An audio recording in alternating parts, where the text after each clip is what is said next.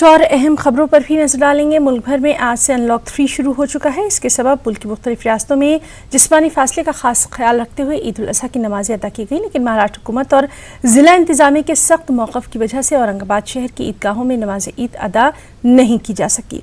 तमाम ईदगाहों को पुलिस छावनी में तब्दील कर दिया गया था। हमारे साथी अज़हरुद्दीन ने यहाँ का जायजा लिया। कोरोना वबा पर काबू पाने के लिए महाराष्ट्र गवर्नमेंट ने इज्तिमाई इबादत पर पाबंदी आयद की है, जिसका असर हम साफ देख सकते हैं कि औरंगाबाद की सबसे कदीम छावनी ईदगाह वीरान पड़ी है। यहाँ पर पिछले 400 साल से हर साल ईद उल अज़हा और ईद उल फित्र की नमाज़ें होती थी, लेकिन कोरोना वबा के सबब इस मरतबा ये ईदगाह पूरी तरह से वीरान पड़ी है, सन्नाटा पसरा हुआ है। यहाँ सिर्फ पुलिस अहलकार और सिक्योरिटी गार्ड ही देखे जा सकते हैं, उनके अलावा ना मुसल्ली है और ना ही इमाम।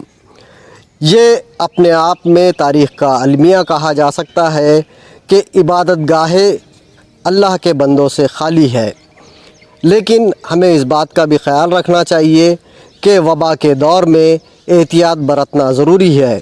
इसीलिए ज़िला इंतज़ामिया ने ईदगाहों में और मसाजिद में नमाज पर पाबंदी आयद कर रखी, जिसका मुसलमानों ने बड़ी पाबंदी से अमल किया। ये ईदगाह की वीरानी इस बात का सबूत है।